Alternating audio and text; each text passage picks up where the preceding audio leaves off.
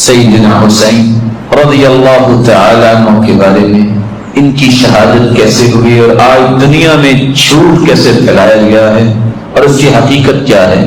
سیدنا حسین رضی اللہ تعالی عنہ حج سے فارغ ہوئے، عراقیوں نے ان کو خط لکھے اور اتنے خط لکھے، امام ابن تیمیہ اپنے فتاوی میں اور اسی طرح منہاج السنہ میں بڑی لمبی بحث کی ہے، یہاں تک کہ صندوق بھرا گیا، اتنے خط لکھے آپ آ جاؤ، کیوں آ جاؤ، سنت یہاں مٹ رہی ہے، بدعت آ رہی ہے، آپ آؤ، ضرور ہمارے پاس آؤ، ہم آپ کے ہاتھ پہ بیٹھ کریں۔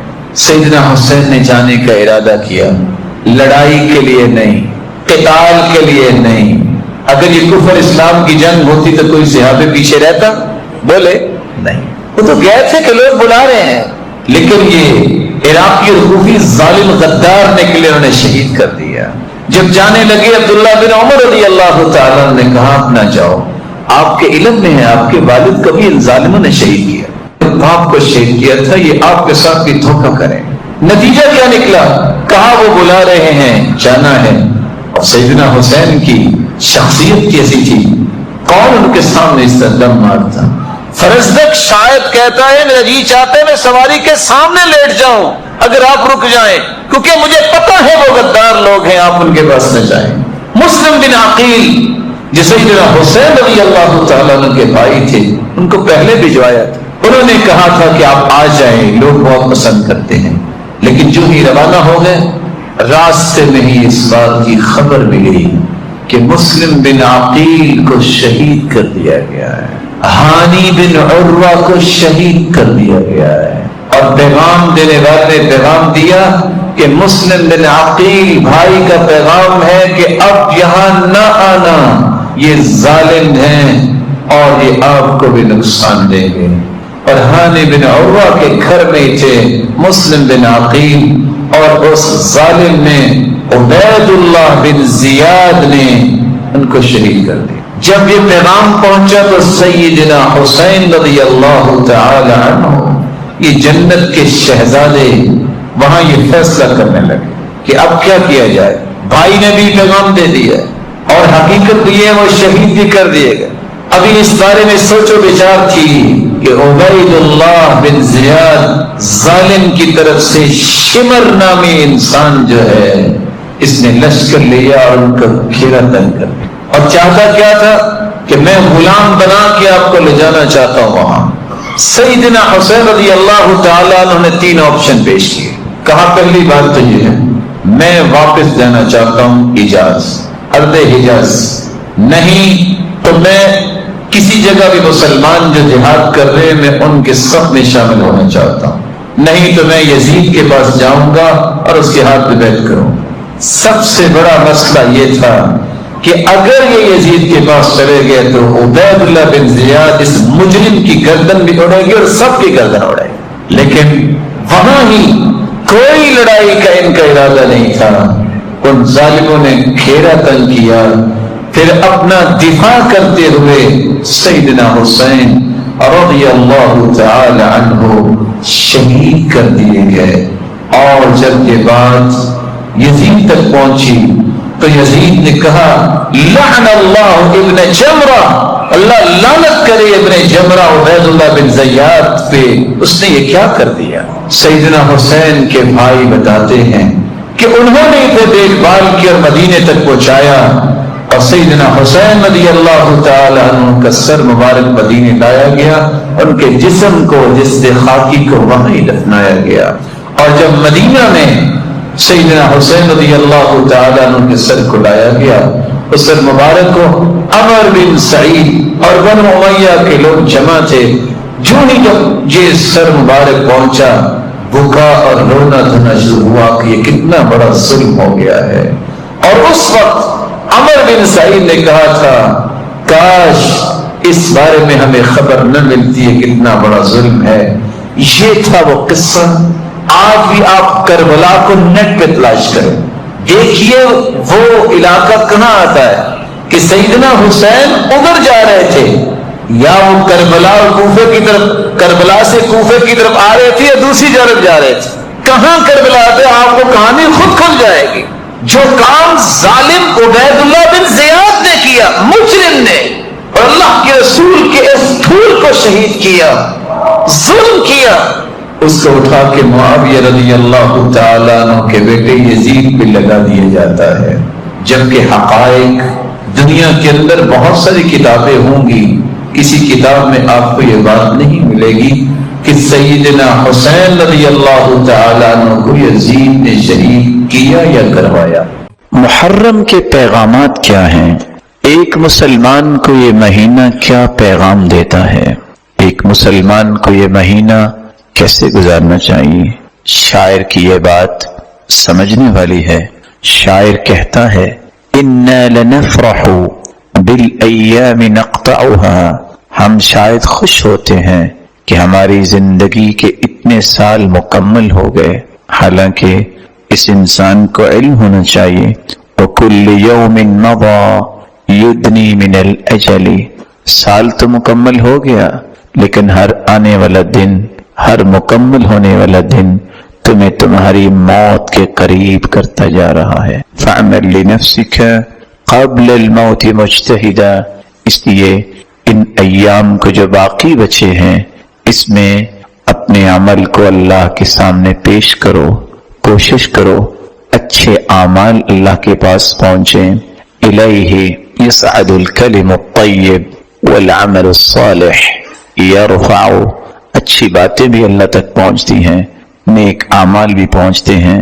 فإنما الربح والخسران فی العمل، اصل خسارے اور پروفٹ کا فیصلہ عمل سے ہوگا، سالوں سے نہیں ہوگا کہ میری زندگی 60 سال ہو گئی۔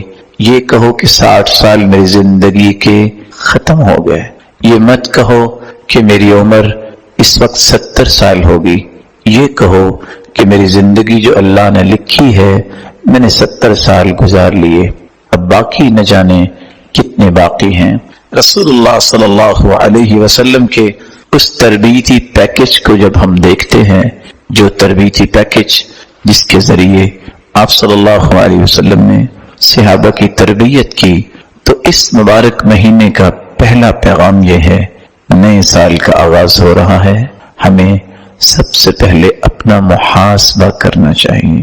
رسول اللہ صلی اللہ علیہ وسلم کے اوپر نازل ہونے والا قرآن اس بات کی طرف بلاتا ہے، یا ایھا الذین آمنوا اتقوا اللہ، اے ایمان کا دعویٰ کرنے والو اللہ سے ڈر جاؤ، ولتنظر نفس ما قدمت لغد، اس بات کو دیکھو کہ تم نے کل قیامت کے لیے کیا کچھ آگے بھجوایا ہے۔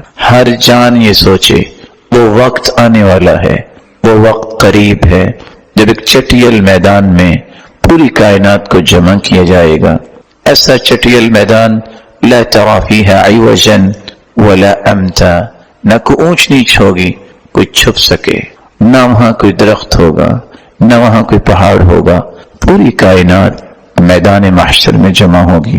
وہ حسن جو تم دنیا میں حاصل کرتے ہو، حاسبوا قبل ان تحاسبوا، اپنا محاسبہ خود کرو۔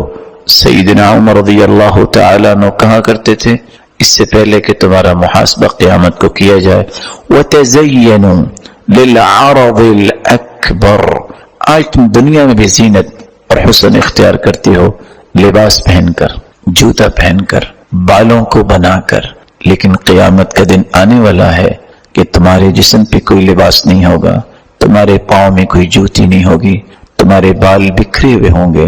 اللہ کے رسول صلی اللہ علیہ وسلم نے یہی بات سمجھائی تھی، ستحشرون یوم القیامت حفاتا عراتا غرلا بہما، ان قریب تمہیں میدان محشر میں جمع کیا جائے گا، جسم پہ لباس نہیں ہوگا، پاؤں میں جوتی نہیں ہوگی، بال بکھرے ہوئے ہوں گے، اور اسی طرح جس طرح غیر مختون انسان پیدا ہوتا ہے اسی حالت میں میدان محشر میں اللہ کے سامنے پیش کیا جائے گا، اور حالت یہ ہوگی وَجَاءَ رَبُّكَ وَالْمَلَكُ صَفًّا صَفًّا، فرشتے صفوں میں ہوں گے، اللہ رب العزت میدان محشر میں تشریف لائیں گے جیسے کہ اس کی شان کو لائق ہے۔ اللہ کے نور کی تجلیوں سے وَأَشْرَقَتِ الْأَرْضُ بِنُورِ رَبِّهَا، اللہ کے نور کی تجلیوں سے میدان محشر روشن ہو جائے گا۔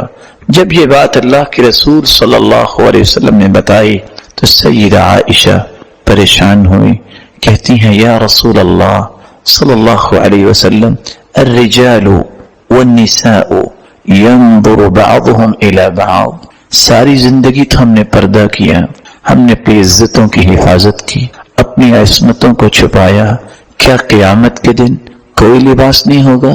کیا مرد اور عورتیں ایک دوسرے کی طرف دیکھیں گی؟ تو رسول اللہ صلی اللہ علیہ وسلم نے فرمایا یا عائشہ، اے عائشہ رضی اللہ عنہا، آپ کیا بات کر رہی ہو؟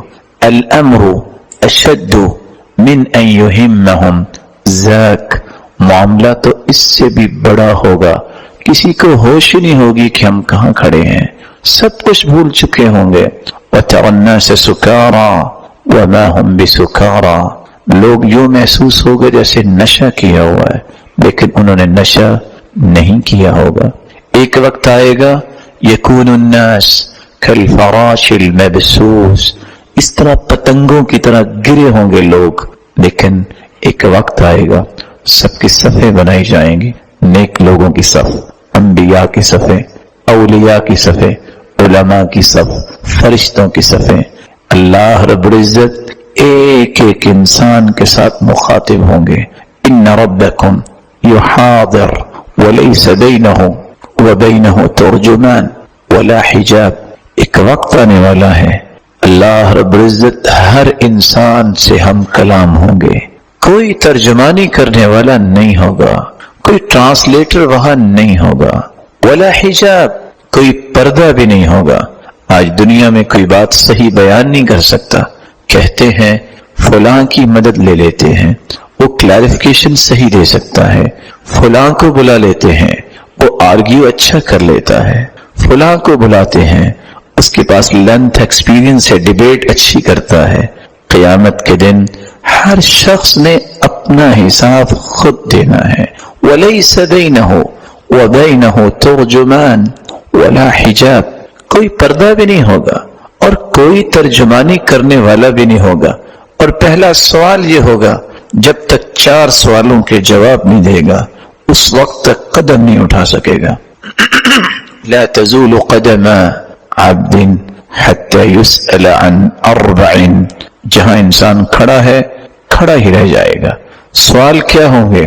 سب سے پہلا سوال عن علمه ما عمل به، بتاؤ تجھے معرفت، پہچان، علم جو ملا تھا تم نے عمل کتنا کیا تھا۔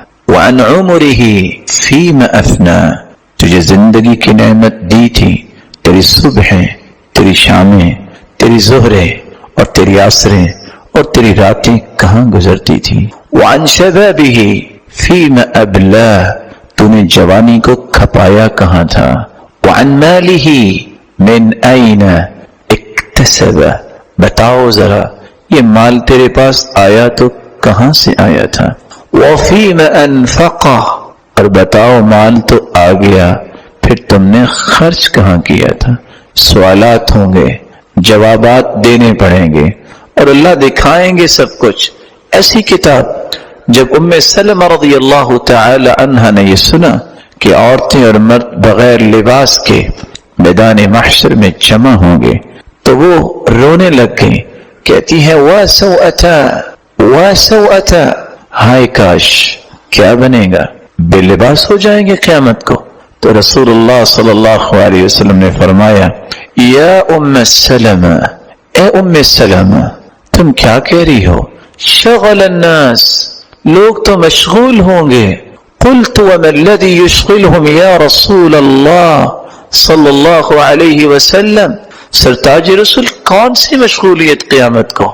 قال نشر الصحائف فيها مساقيل الزر ومساقيل الخردل۔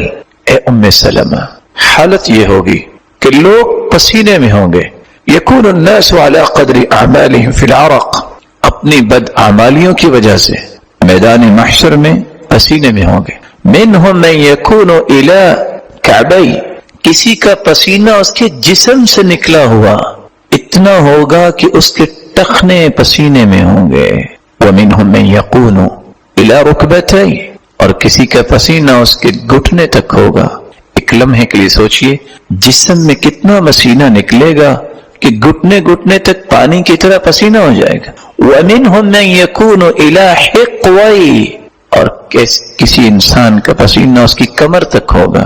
وَمِنْهُمْ مَنْ يُلْجِمُهُمْ إِلْجَامًا اور کچھ لوگوں کا پسینہ ان کے منہ تک ہوگا جیسے لگام پہنائی ہوئی ہے. اور صحیح بخاری کے الفاظ یہ ہیں حَتَّى يَذْهَبَ عَرَقُهُمْ 70 ذراعاً.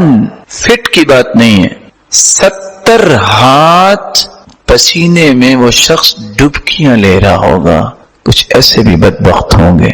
اور ہوگا کیا؟ نشر الصحائف، رجسٹر پھیلائے جائیں گے. 99 رجسٹر. فیہا مساقیل الذر ومساقیل الخردل، رائی کے دانے کے برابر. ریت کے ذرات تو دیکھے ہیں آپ نے، ریت کے ذرے کے برابر. اور روشنی جب آتی ہے، کوئی سوراخ ہو دروازے میں یا دیوار میں، تو ہم روشنی کی وہ جو کرن آتی ہے اس میں جو چھوٹی چھوٹی چیزیں نظر آتی ہیں، یہ خردل ہے، یہ رائی کے دانہ ہے. اتنی بھی نیکی لکھی ہوگی، اتنا گناہ بھی وہاں لکھا ہوگا، اور انسان دیکھ کے حیران رہ جائے گا. کہے گا ما لهذا الكتاب لا يغادر صغيرة ولا كبيرة الا احصاها. یہ کتاب کیسی کتاب ہے؟ اس نے زندگی کا کوئی پل نہیں چھوڑا.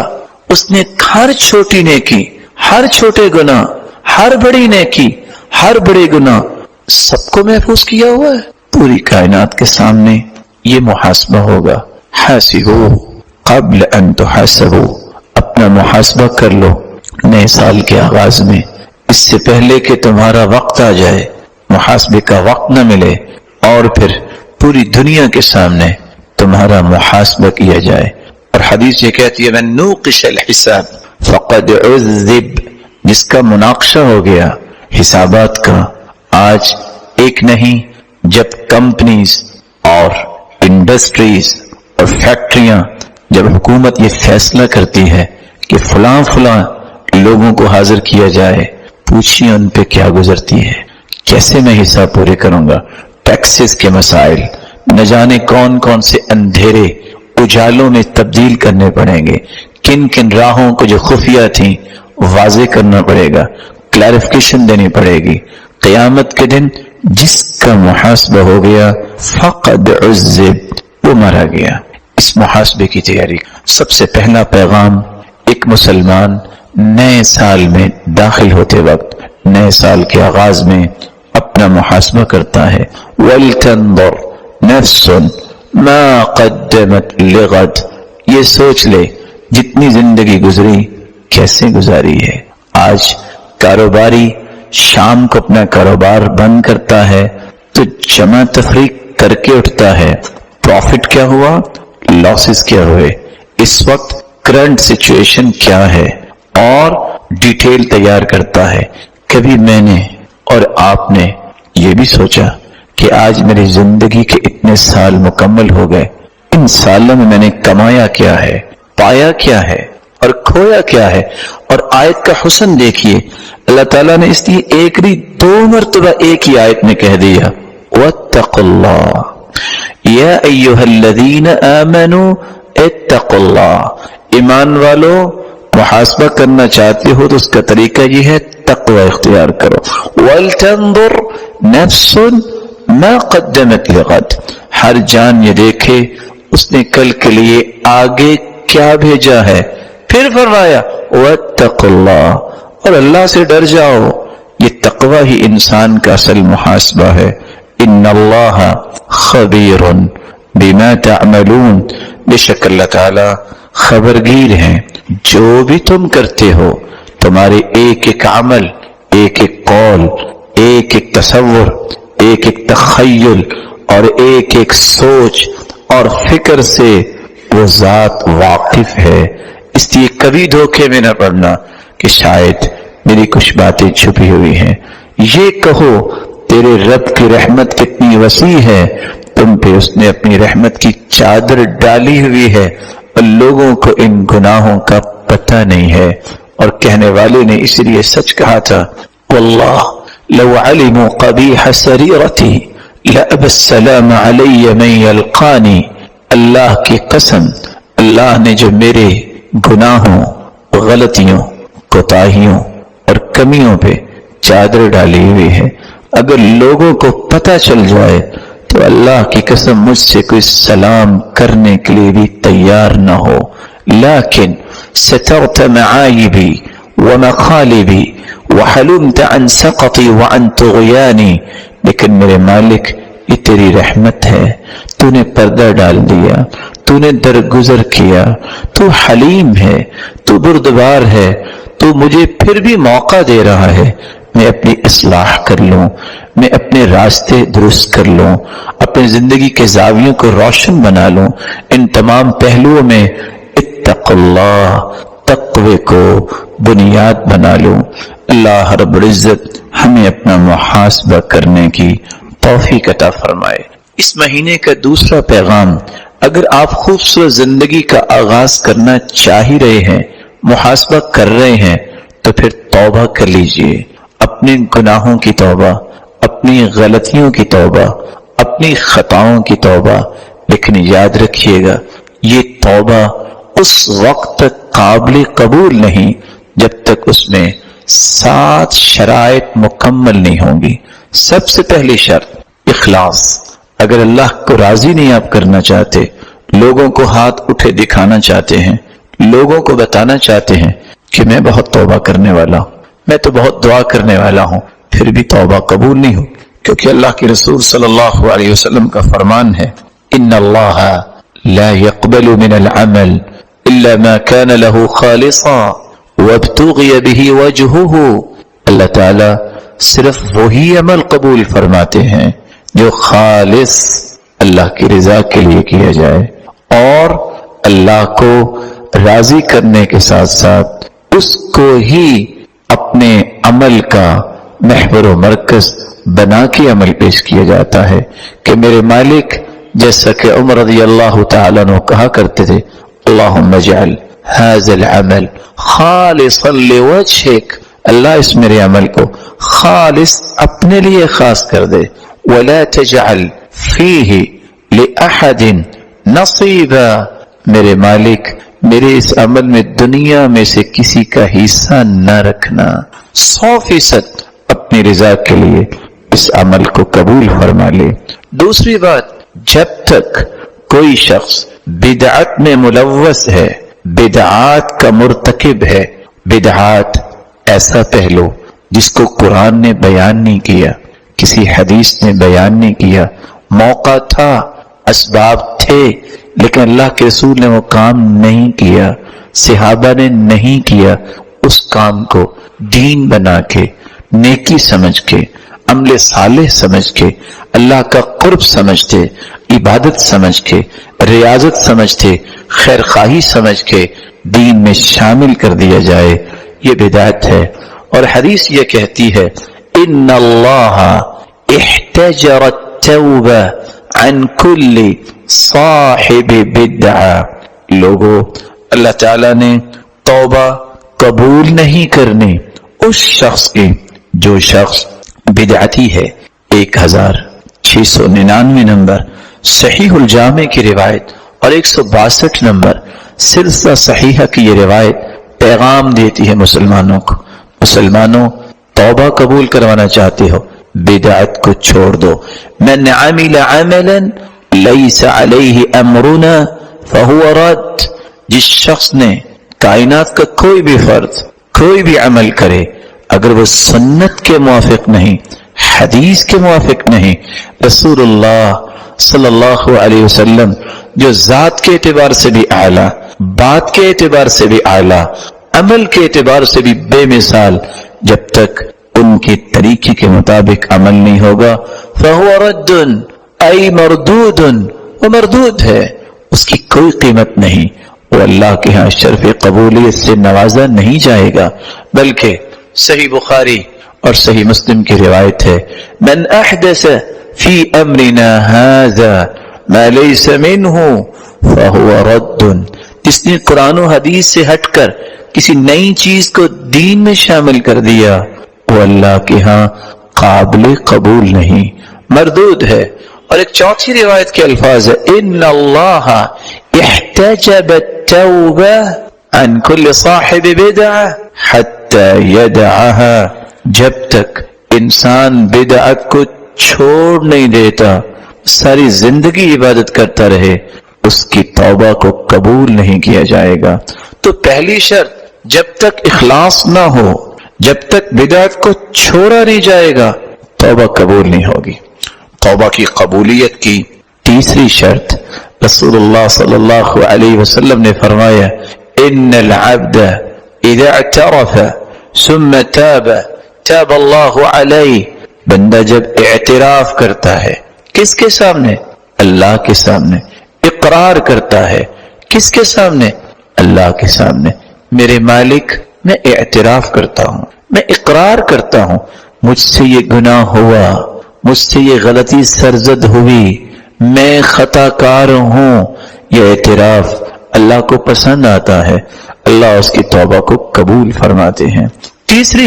چوتھی شرط، پھر اپنے گناہ پہ شرمندہ بھی ہو، نادم بھی ہو، پریشان بھی ہو۔ رسول اللہ صلی اللہ علیہ وسلم نے فرمایا، صحیح الجامع کی 1233 نمبر روایت ہے، فَإِنَّ التَّوْبَةَ الندم، توبہ ہے ہی شرمندگی کا نام۔ جو شرمندہ ہو جائے، نادم ہو جائے، پریشان ہو جائے کہ واقعی میں نے گناہ کیا ہے، مجھے ایسا نہیں کرنا چاہیے تھا، اللہ رب العزت اس کی توبہ کو قبول فرما لیتے۔ چوتھی شرط، رسول اللہ صلی اللہ علیہ وسلم نے قرآن مجید جو لوگوں کو پڑھایا، سمجھایا، اس کے ضمن میں فرمایا جب تک جس گناہ سے توبہ کی جا رہی ہے وہ گناہ چھوڑ نہیں دیتا انسان، توبہ قبول نہیں ہوتی۔ رسول اللہ صلی اللہ علیہ وسلم کا فرمان ہے، سیدنا ابو ہریرہ روایت کرتے 1670 نمبر روایت صحیح الجامع کی ہے، ان العبد اذا اخطأ خطیئہ، بندہ جب کوئی غلطی کرتا ہے، نکتت فی قلبہ نکتۃ سوداء، اس کے دل پہ کالا نشان لگ جاتا ہے، جب بار بار گناہ کرتا ہے حتیٰ کہ پورا دل سیاہ ہو جاتا ہے، لیکن اگر اس کے اندر اتنی صلاحیت آ جائے کہ وہ گناہ کرنے کے بعد فَإِنْ هُوَ نَزَعَ، اگر وہ گناہ کرنا چھوڑ دے، وَتَابَ، توبہ کر لے، وَاسْتَغْفَرَ، اور استغفار کر لے، سُقِلَ قَلْبُ، اللہ اس کے سیاہ دل کو دوبارہ سفید بنا دیتے ہیں۔ تو اخلاص توبہ کی قبولیت کی پہلی شرط، بدعت کو چھوڑنا، دوسری شرط اعتراف اور اقرار کرنا اور شرمندہ ہونا، تیسری شرط، اور چوتھی شرط یہ ہے کہ انسان اس گناہ کو چھوڑ دے جس گناہ کی توبہ کر رہا ہے، اور پانچویں شرط وعدہ کرے، اے اللہ میں آئندہ نہیں کروں گا، عزم مصمم کرے، میں آئندہ نہیں کروں گا۔ اسی بات کو قرآن مجید نے سورۃ آل عمران میں 135 نمبر آیت میں اللہ تعالیٰ نے اس حقیقت کو بیان کیا ہے۔ اللہ رب العزت فرماتے ہیں وَالَّذِينَ إِذَا فَعَلُوا فَاحِشَةً أَوْ ظَلَمُوا أَنفُسَهُمْ ذَكَرُوا اللَّهَ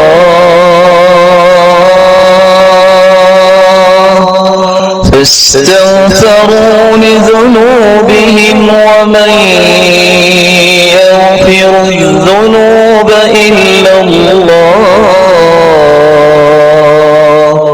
وَلَمْ يُصِرُّوا عَلَى مَا فَعَلُوا وَهُمْ يَعْلَمُونَ۔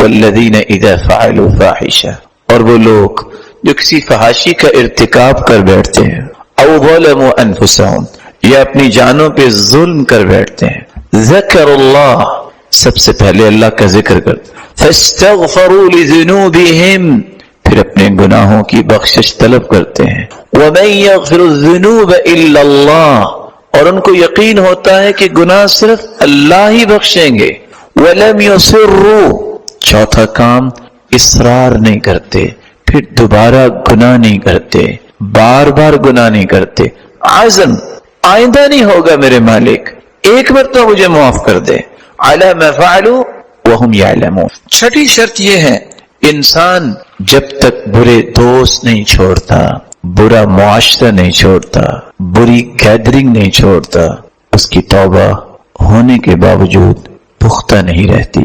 رسول اللہ صلی اللہ علیہ وسلم نے یہ بات امت کو سمجھائی۔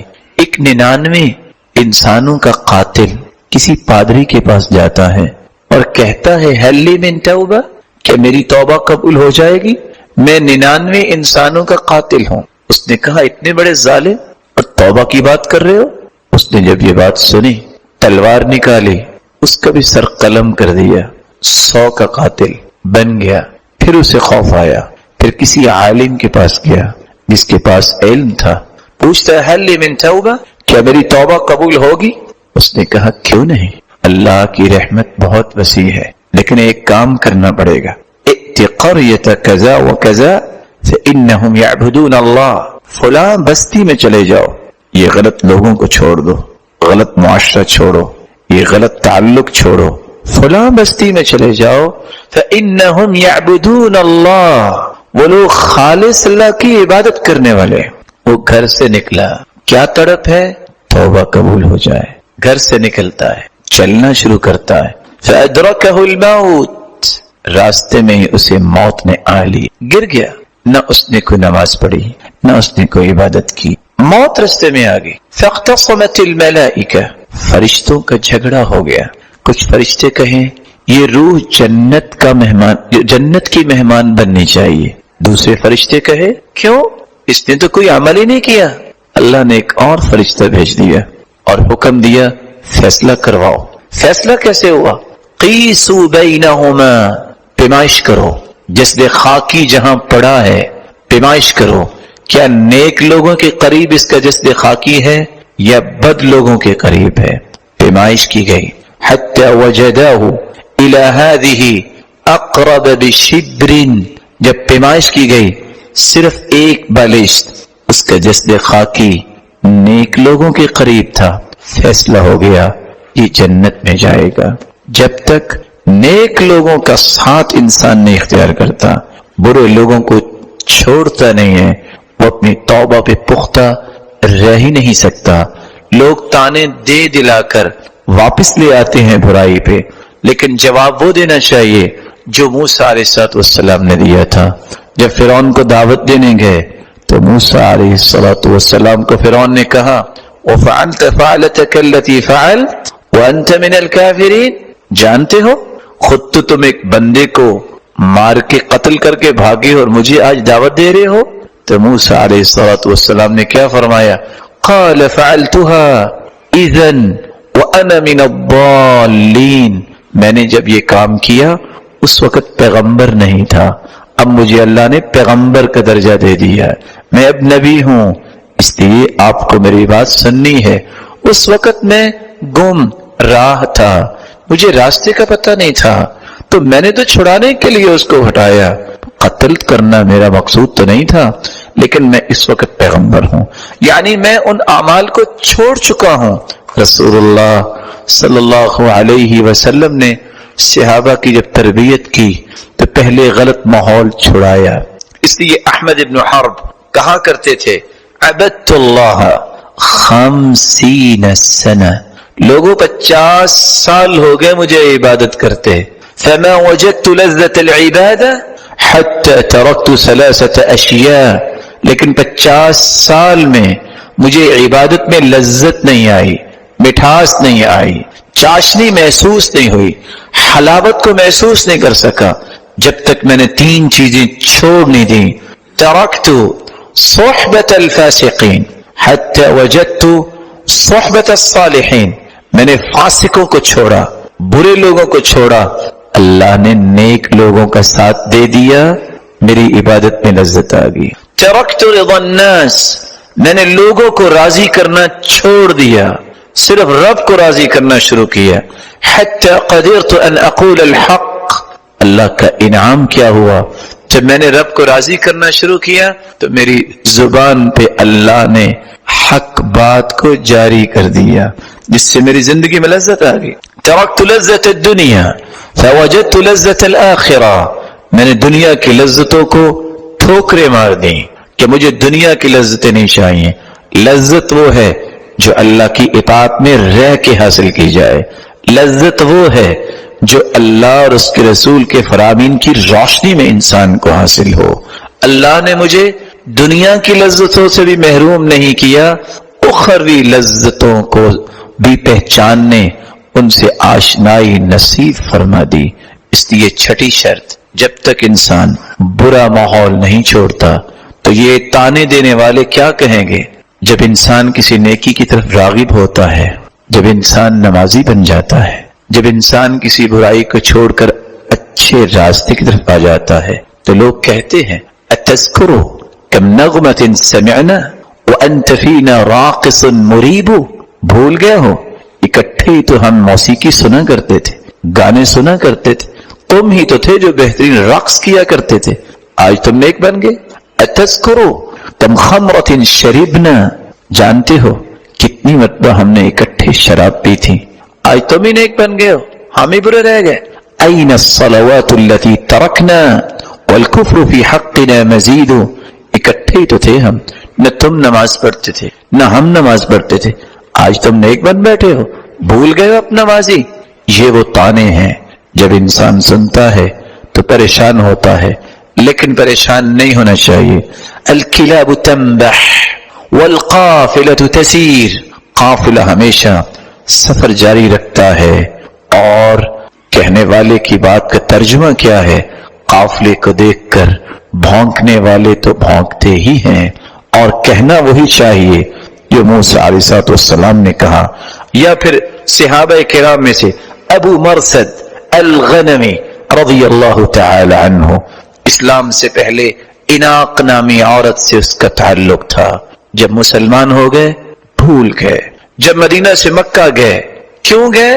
طاقتور تھے، صحابہ کو کندھے پہ اٹھا کے بھاگ کے مدینے لانا تھا۔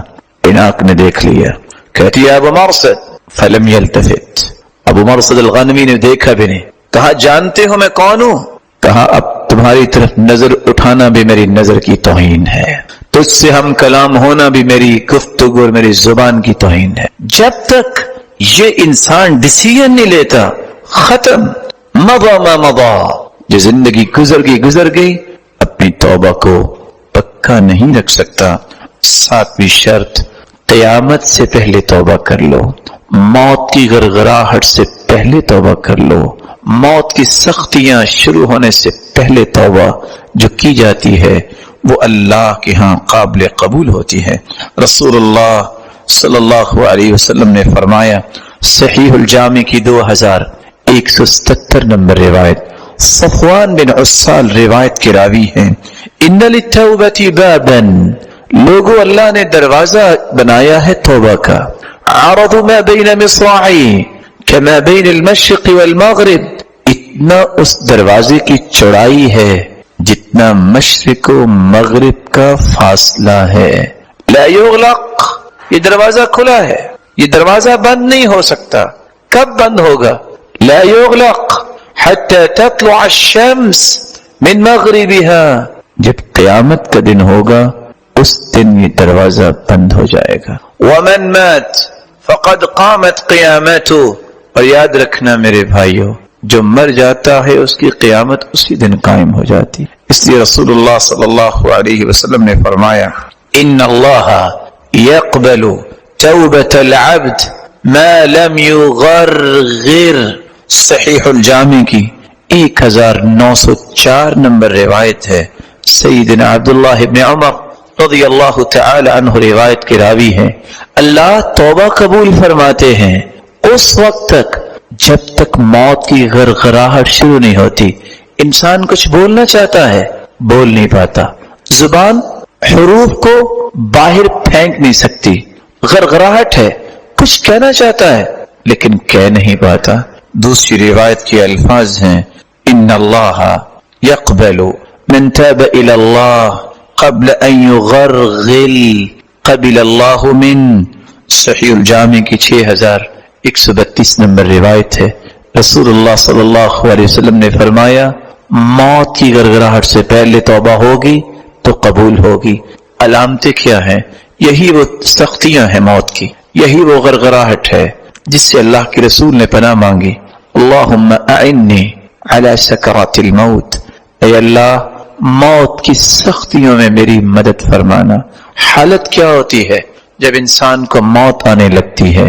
والتفت الساق بالساق، بڑے سے بڑا طاقتور اس کی پنڈلی پنڈلی پہ آ جاتی ہے. فاذا بلغت الحلقوم، اس کی روح پرواز کرنے سے پہلے اس کی ہنسری تک پہنچ جاتی ہے. عاین الملک، فرشتہ آتا ہوا نظر آتا ہے.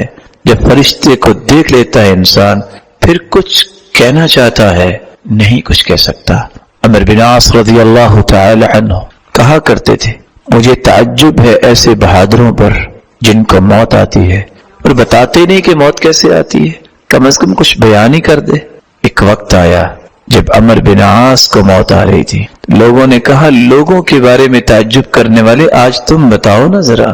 کہا میں تمہیں کیا بتاؤں، یوں لگتا ہے کہ دنیا جہان کے کانٹوں کے اوپر مجھے پھینک دیا گیا اور ساتوں کے ساتوں آسمان میرے اوپر گر گئے ہیں. اتنی بات کی اور پھر دوبارہ بات نہیں کر سکے. اس موت کی گڑگڑاہٹ سے پہلے پہلے جو انسان توبہ کرتا ہے اللہ تعالیٰ اس کی توبہ کو قبول فرماتے ہیں. اور طریقہ کیا ہے؟ رسول اللہ صلی اللہ علیہ وسلم نے فرمایا تھا میرے صحابہ ما من عبد یذنب ذنبا، جو شخص گناہ کرتا ہے فیتوضا، پھر توبہ کرنا چاہتا ہے، ان 7 شرطوں کو سامنے رکھتا ہے.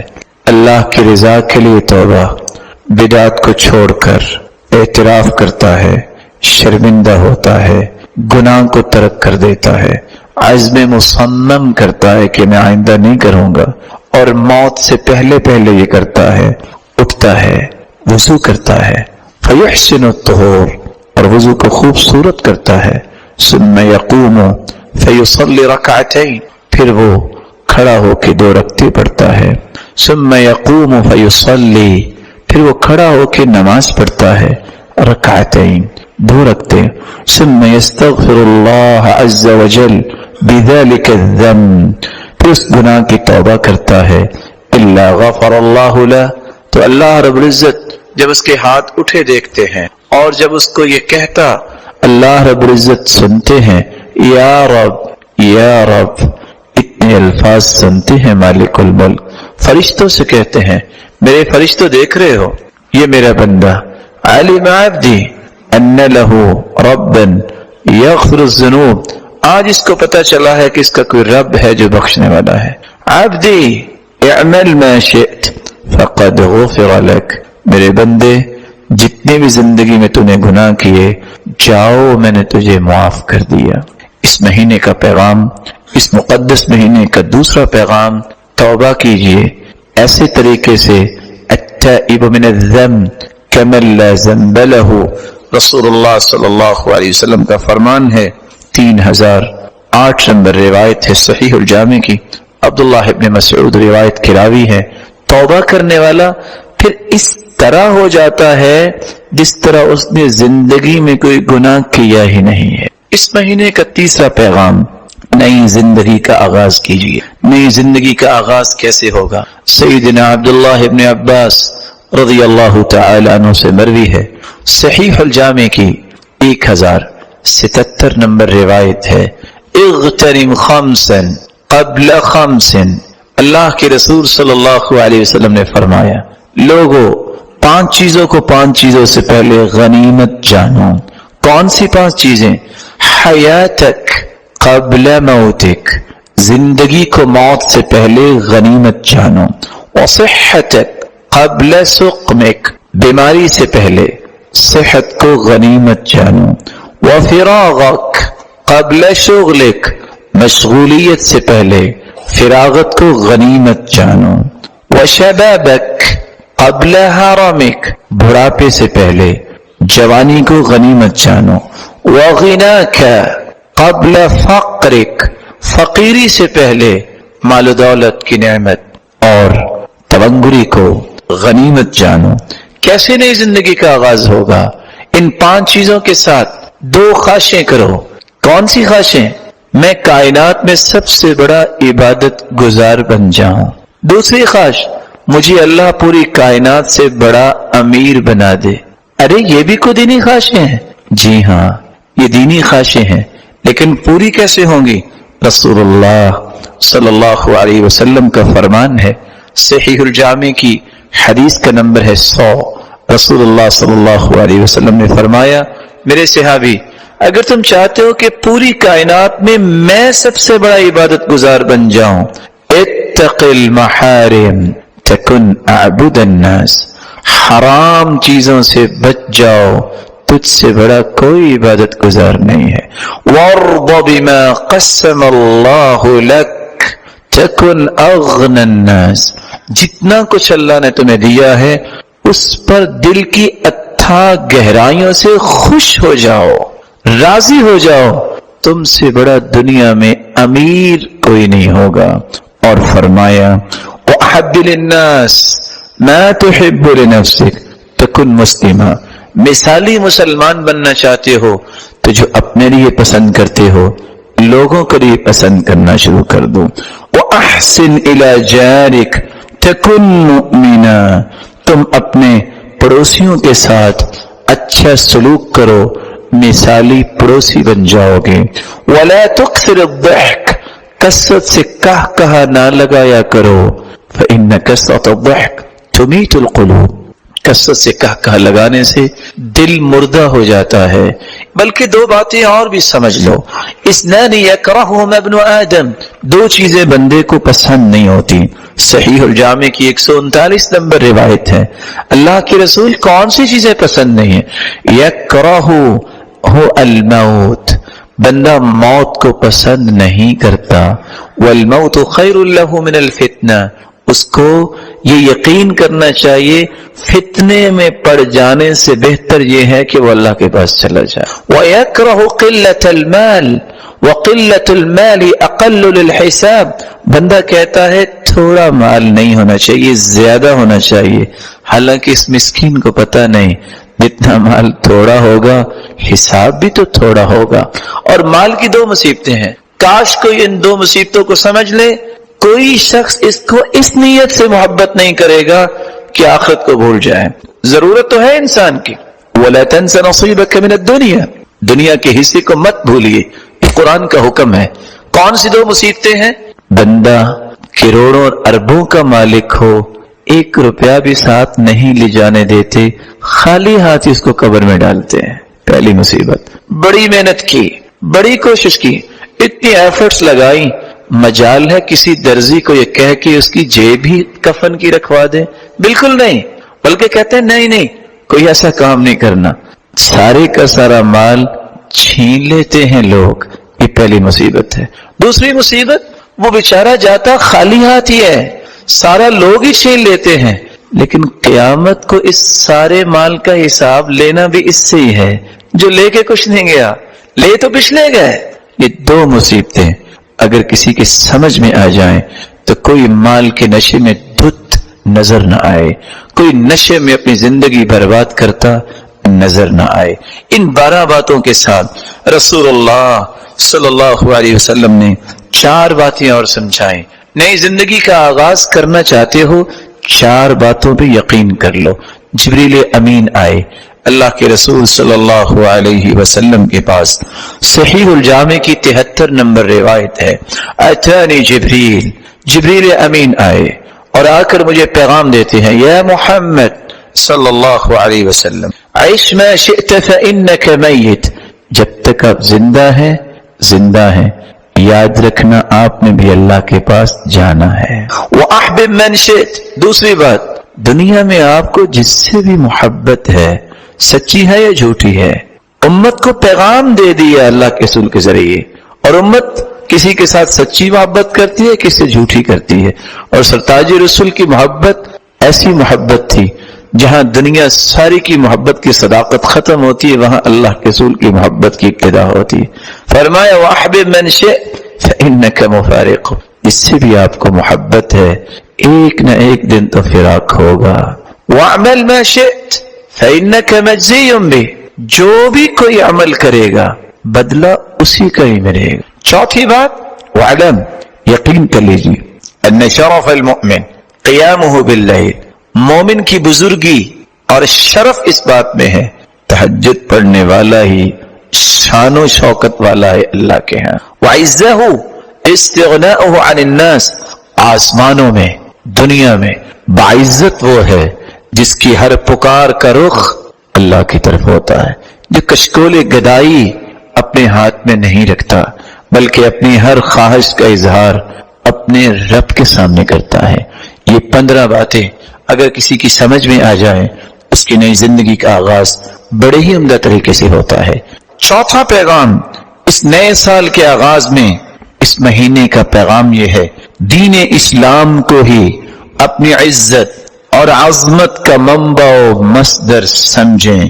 عمر رضی اللہ تعالیٰ عنہ جا رہے تھے جب مصر فتح ہوا، جابیہ پہنچنا تھا، پیدل چل رہے ہیں، چلتے چلتے تھکاوٹ ہو گئی، جوتا اتار لیا، کندھے پہ رکھ لیا، سواری پہ غلام سوار ہے اور مسلمانوں کا خلیفہ امیر المؤمنین پیدل چل رہا ہے۔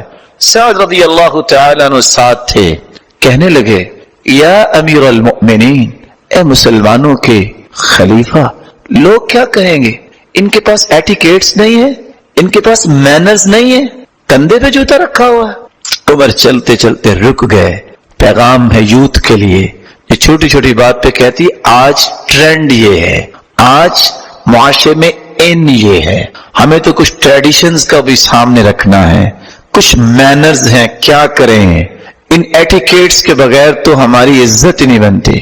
عمر رک گئے، کہتے ہیں سعد، کاش تم سعد نہ ہوتے، تیرا اسلام میں مقام بہت ہے، تم نے بات ایسی کر دی، میرا جی چاہتا ہے اگر تم سعد نہ ہوتے میں مار مار کے تمہیں عبرت بنا دیتا۔ اِنَّا كُنَّا أَذَلَّ قَوْمٍ فَأَعَزَّنَا اللَّهُ بِالْإِسْلَامِ، ہم ذلیل ترین قوم تھے، ہمیں عزت اسلام نے دی ہے۔ فَمَهْمَا نَطْلُبُ الْعِزَّ بِغَيْرِ مَا أَعَزَّنَا اللَّهُ أَذَلَّنَا اللَّهُ، اگر ہم نے اسلام کو چھوڑ کے کسی اور پہلو کو ایٹیکیٹس کہا، مینرز کا نام دیا اور کہا کہ ان کے پاس ٹریڈیشنز نہیں ہیں، تو اللہ دوبارہ ذلیل کرنے پہ بھی قادر ہے۔ اسلامی تعلیمات، اسلامی طور طریقہ، اسلام کی سنہری تعلیمات، زندگی کے زاویے میں اس کی رہنمائی، یہ عزت کا منبع و مصدر ہے۔ یہ چوتھا پیغام جب تک انسان کو سمجھ نہیں آتا، اس کا مطلب ہے کہ اس نے اس مہینے کے تقدس کو کیا پہچانا، اس نے اسلامی اس مہینے کا کیا اکرام کیا۔ اس کو جاننا چاہیے یہ اسلامی سال کا پہلا مہینہ ہے، تو اس اسلام کو سب سے پہلے سمجھے کہ اس سے بڑی کوئی نعمت نہیں ہے۔ وَمَن يَبْتَغِ غَيْرَ الْإِسْلَامِ دِينًا فَلَن يُقْبَلَ مِنْهُ، قیامت کے دن اسلام کے علاوہ کوئی اور زندگی گزارنے کا طور طریقہ اگر کوئی لے کے آئے گا، اللہ کے ہاں قابل قبول نہیں ہوگا۔ پانچواں پیغام